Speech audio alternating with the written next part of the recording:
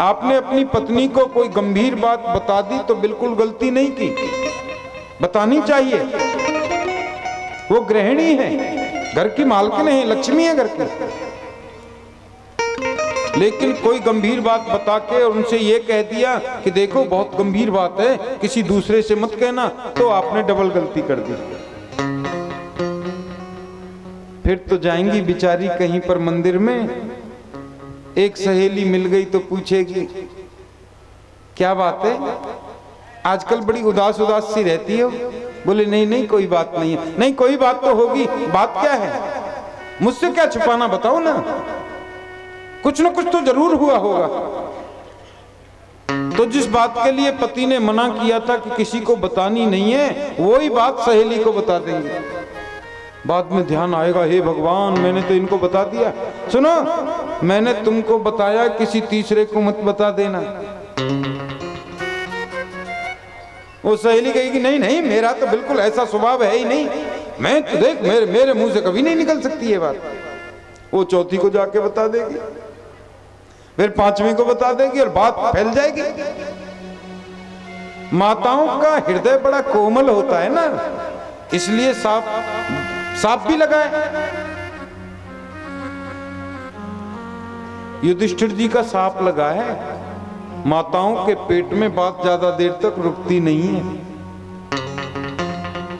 आपने सुनी हो कभी कथा, कौरव पांडवों का जब युद्ध हुआ ना, कौरव लोग मारे गए।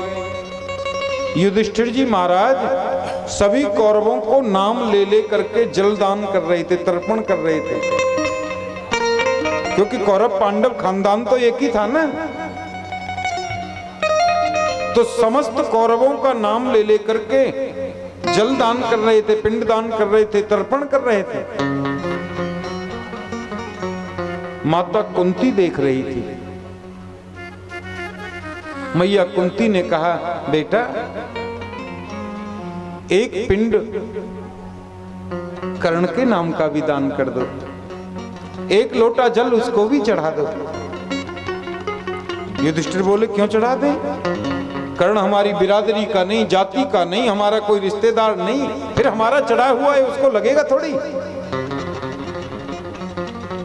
माता कुंती की आंखों में आंसू आ गए। बेटा वो तुम्हारा खास भाई था, सगा भाई।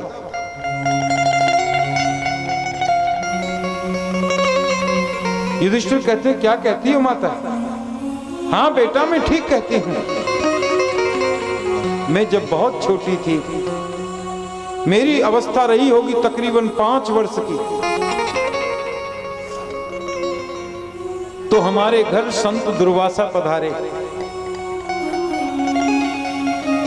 कुंती कहती है मैंने दुर्वासा की इतनी सेवा की, इतनी सेवा की, दुर्वासा प्रसन्न हो गए, मेरे सिर पर हाथ घुमाया और बोला बेटी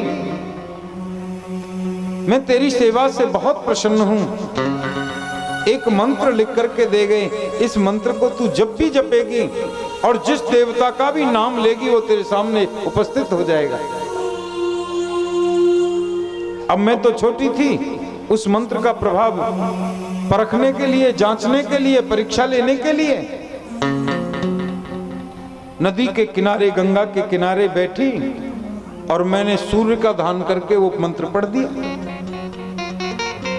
मंत्र के पढ़ते ही भगवान सूर्य प्रकट हो गए। कहिए आपने बुलाया मुझे? कुंती बोली मैं तो छोटी सी डर गई, बोली नहीं नहीं मैंने तो वैसे ही मंत्र की परीक्षा ली थी, आप तो सचमुच में ही आ गए। जाइए जाइए। सूर्य ने कहा ऐसे नहीं जाते, देवता लोग आते हैं तो कुछ दे के जाते हैं। जाओ मैं वरदान देता हूं तुम्हें, मेरे जैसा तेजस्वी पुत्र प्राप्त हो जाएगा। हे भगवान, सूर्य देव का जाना हुआ और कुंती की गोद में छोटा सा बालक आ गया सूर्य के वरदान से। अब 5 वर्ष की बच्ची बच्चे को लेकर के कहां जाएगी? लोक लाज के डर के कारण लता पत्ताओं में लपेट करके वो बालक नदी में बहा दिया। आगे कोई सूत, अतिरथ नाम का सूत अपनी पत्नी के साथ गंगा स्नान कर रहा था। पत्नी का नाम था राधे। बालक को बहते हुए देखा तो वो बालक उठा लिया और उसका लालन पालन किया। जो कौंतेय कर्ण था वो राधे कर्ण के नाम से जाना गया। बेटा ये तुम्हारा अपना खास भाई था, बड़ा भाई। युधिष्ठिर महाराज की तो आंखों में आंसू आ गए। भैया तूने बहुत बड़ा अनर्थ कर दिया। मैं जब भी कर्ण के पैरों को देखता था तो मुझे लगता था कि कर्ण के पैर माता कुंती के चरणों से मेल क्यों खाते हैं। तुम्हारे चरणों से कर्ण के पैर मेल खाते थे। इतना अतरती भीड़ तुमने मर जाने दिया। यदि काश हमें पहले पता होता कि कर्ण हमारा बड़ा भाई है तो हम उसको राज सिंहासन पर बिठाते, पर तुमने ये बात हमसे छुपा करके रखी। जाओ मैं शाप देता हूं माता, आज के बाद किसी भी माता के पेट में ज्यादा दिन तक बात पच नहीं पाएगी।